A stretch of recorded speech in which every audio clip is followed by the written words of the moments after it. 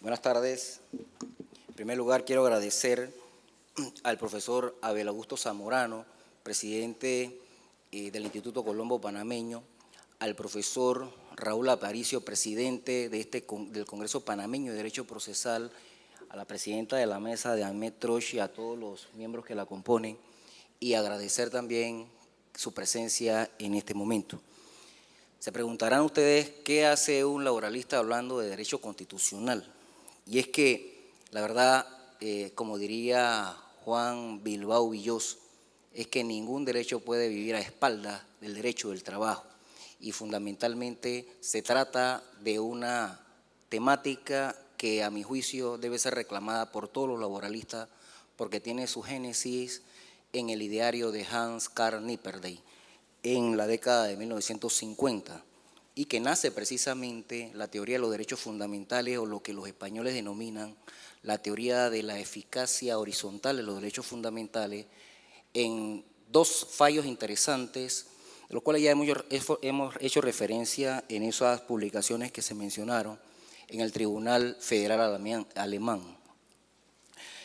Yo quiero poner en perspectiva una pequeña reseña de un trabajo o un acápite del trabajo de la tesis doctoral referido a cómo debe ser aplicado una técnica, que es la técnica de la ponderación, para definir o resolver el núcleo indisponible de los bienes o derechos constitucionales que se encuentran en pugna o en conflicto. Se trata pues de la ponderación o de la proporcionalidad.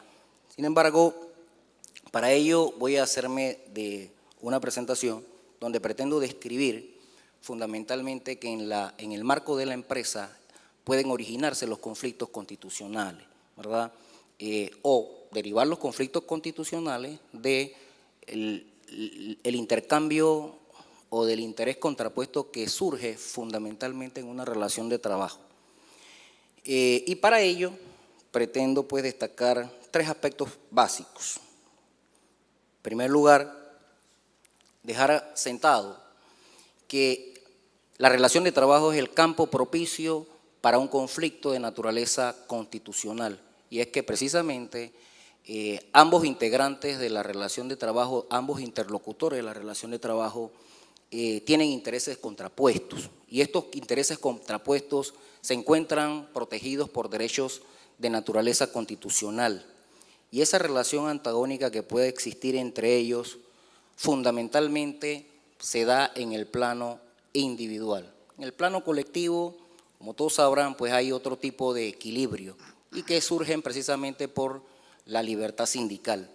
Está compuesta por tres institutos conocidos: los sindicatos, la negociación colectiva y la posibilidad de ejercer medios de acción sindical a través de la protesta o huelga y las diferentes modalidades que existen, ¿no?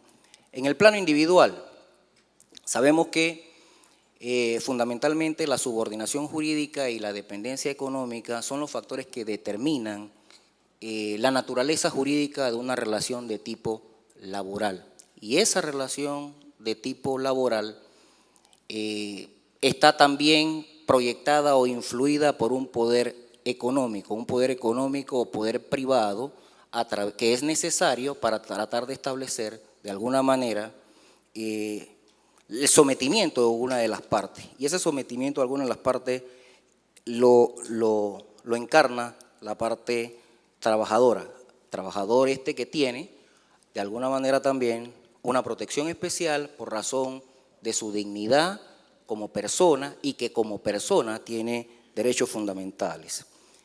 Estos derechos fundamentales, de acuerdo con alguna revisión de la teoría, pueden ser clasificados en dos partes: los derechos fundamentales específicos, que son aquellos que derivan de la relación laboral, como son los derechos sociales, y los derechos inespecíficos o personales, que son precisamente aquellos que son de la naturaleza de la persona.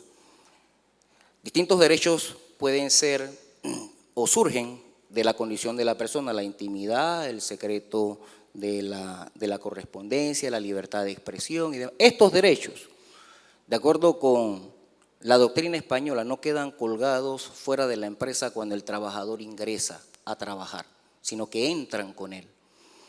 Pero estos derechos también son objeto de mucho desconocimiento, de irrespeto por parte de los empresarios, y que precisamente los empresarios vienen a desconocerlos a través de actividades, a través de acciones, a través de medidas, y que de alguna manera van a limitar el poder del empresario, o como dirían los españoles, los poderes del empresario ponen en jaque el ejercicio de los derechos fundamentales de naturaleza inespecífica. Entonces, aquí hay un juego, ¿no? Un juego interesante dentro del contexto de una relación de trabajo, y ese juego se determina a través del límite recíproco que existen entre derechos fundamentales, tanto de uno como del otro. ¿Cuáles son los derechos fundamentales del empresario? La libertad de empresa, la propiedad privada, y todos estos derechos de alguna manera pudieran ser enfrentados o ponerse en conflicto con los derechos fundamentales inespecíficos de los trabajadores que nacen de una condición humana. ¿Cómo pueden ser considerados estos conflictos? La doctrina denomina que esos conflictos o controversias son denominadas antinomias normativas. Y las antinomias normativas suponen, de alguna manera, según Luis Pietro Sanchis, cuando se produce un comportamiento o situación de hecho que tiene orientación que pueden ser observadas de distintas formas por el ordenamiento jurídico. Dos tipos de conflictos normativos existen, de acuerdo con la clasificación del autor que acabo de citar. El abstracto o interno, que alude a la validez, o el concreto o externo, que alude a la aplicación del conflicto. Define el profesor citado, Pietro Sanchis, que los conflictos en abstracto surgen cuando los supuestos de hecho descritos por las normas jurídicas se superponen conceptualmente de forma tal que al menos siempre que pretendamos aplicar una de ellas nacerá el conflicto con la otra. Para este autor, la ponderación o la forma de resolver ese tipo de conflicto entre normas o principios no opera. Opera básicamente o concretamente en los conflictos externos o en concreto, que son aquellos que aparecen solo en presencia de un caso concreto donde se advierte la concurrencia de ambas normas y solo en este momento se aplica o se justifica el por qué optar en favor de una u otra opción para tener un resultado diferente en un caso distinto.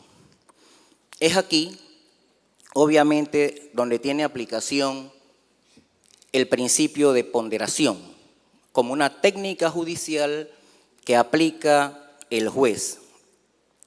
Y esta técnica o máxima o pauta directriz que aplica el juez viene a determinar de alguna manera el equilibrio entre derechos fundamentales y poderes empresariales.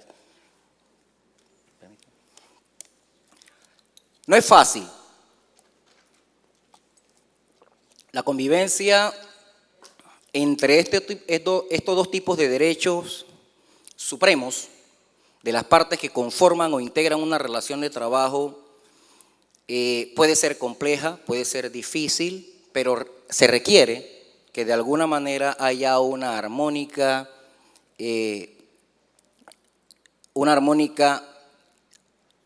o una sistemática entrelazamiento entre estos dos intereses. Es decir, que estos dos derechos puedan convivir a esa compleja o difícil relación o conflictiva relación, como dicen algunos, y tengan necesariamente que convivir. Solamente a través de la ponderación, que es una actividad, reitero, del juez, es posible la convivencia entre estos dos derechos fundamentales, y la convivencia se hace a través de pautas específicas. La doctrina entiende que tanto la ponderación como el principio de proporcionalidad son dos institutos diferentes. Algunos sostienen que la ponderación entraña el principio de proporcionalidad y otros sostienen que el principio de proporcionalidad determina la ponderación de estos dos derechos. De alguna manera, la investigación que nosotros venimos haciendo nos permite decir que se tratan de una relación de género-especie y que en la estructura de este principio de proporcionalidad devienen tres reglas fundamentales o tres formas de aplicar el principio de proporcionalidad que les presento a continuación. El juicio de necesidad o de adecuación, que viene a permitir o a delimitar la idoneidad de la medida aplicada o si ésta ha sido de utilidad para satisfacer la finalidad jurídicamente legítima, porque de lo contrario sería arbitraria. Esta es una primera aplicación.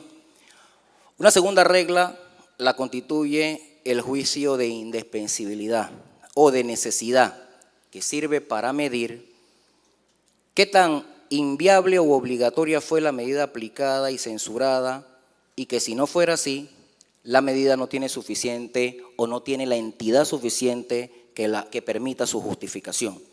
En tercer lugar, la estricta proporcionalidad, que atiende a la medida restrictiva de los derechos fundamentales, que es considerada idónea y necesaria, pero que si se revisa,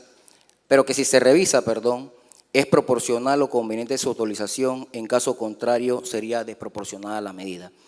Estas reglas que vienen a estructurar la aplicación del principio de proporcionalidad deben aplicarse de manera sucesiva, es decir, en el orden que se establece. De lo contrario, y no pueden ser aplicadas de manera aislada. Se tratan, una complementa a la otra, y así pudiéramos definir cuál es y determinar cuál es el contenido esencial del derecho fundamental que debe ser reconocido o que debe ser priorizado.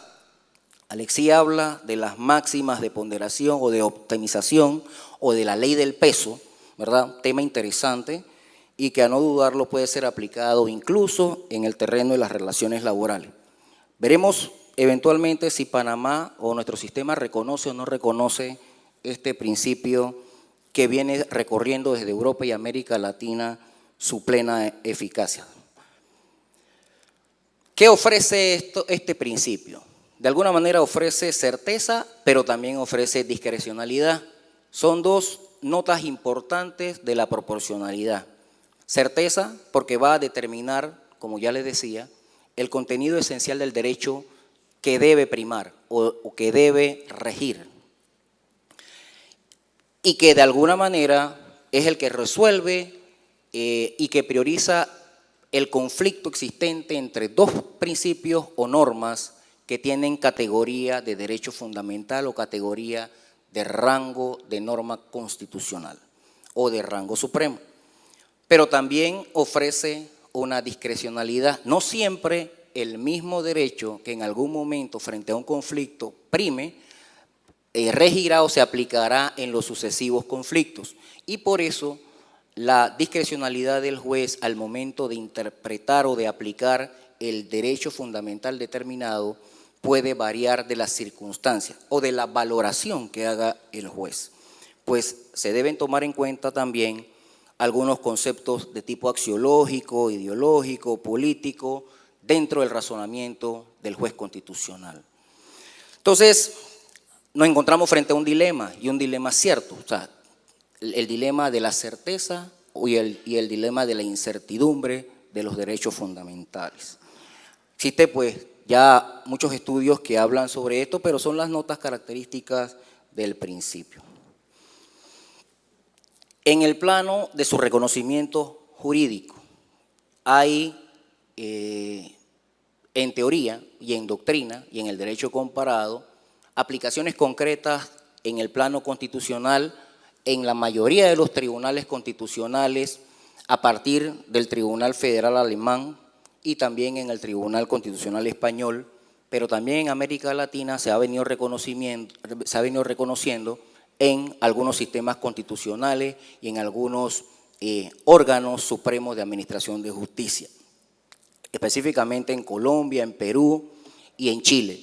Pero una situación simpática ocurre en Chile, ya que la Dirección de Trabajo en Chile, que es una autoridad administrativa de la administración del trabajo, ha reconocido la ponderación como un método de interpretación o un método de aplicación de los derechos fundamentales, a partir de una ley de 2001 y que estableció la vigencia de los derechos fundamentales en las relaciones de trabajo y que luego, 5 años después, en el 2006, adopta un instrumento jurídico que establece toda la mecánica procesal para hacer valer los derechos fundamentales dentro del contrato de trabajo. No fue sino 5 años posteriores que se habla del procedimiento de tutela judicial de los derechos fundamentales en las relaciones de trabajo, pero en el derecho chileno.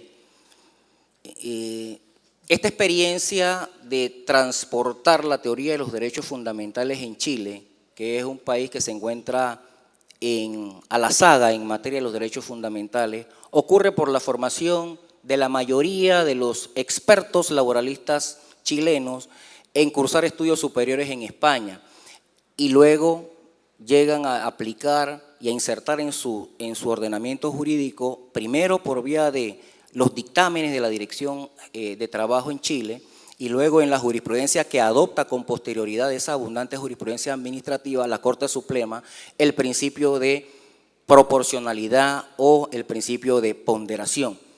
Este principio obviamente se aplica después de las lesiones de los derechos fundamentales de los trabajadores, producto del ejercicio del poder privado del empresario. Ya aquí, en Chile, no es un aporte fundamentalmente desde el punto de vista histórico, un aporte constitucional, del juez constitucional, sino del juez de trabajo. Panamá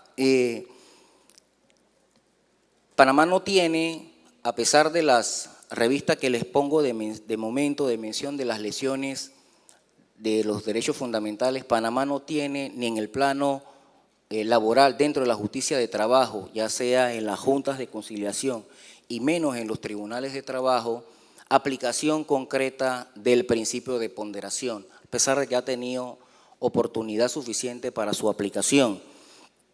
Y esto lo digo tomando en cuenta mi ejercicio profesional, donde hemos tratado de ensayar en distintas causas y por distintas formas, cada vez que se presenta o se identifica en un conflicto de trabajo el posible encuentro o pugna entre derechos fundamentales de los trabajadores y de los empresarios, entendiendo por derechos fundamentales solo aquellos que son de naturaleza inespecífica, no ha encontrado todavía la salomónica forma de aplicar el principio de ponderación.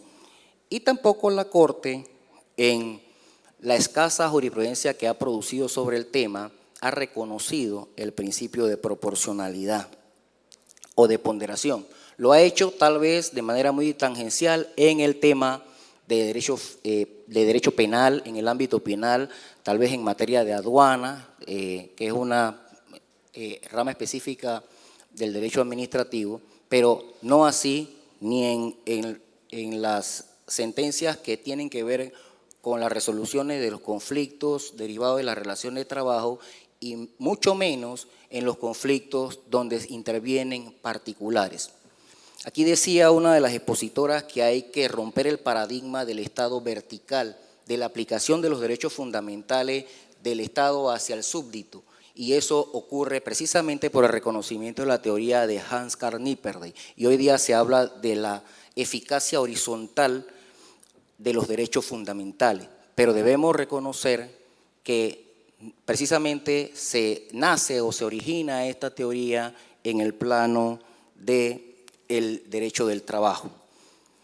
Yo quiero concluir mi presentación con un mensaje, y es que a los laboralistas debemos darle el espacio que se merece y no precisamente porque estemos a la saga en cuanto a la aplicación y a la teorización del derecho del trabajo, sino precisamente por su contenido. Este es un derecho que tiene mucho impacto en la vida social del país y que de alguna manera el Estado y los operadores de justicia deben reconocer. Muchísimas gracias.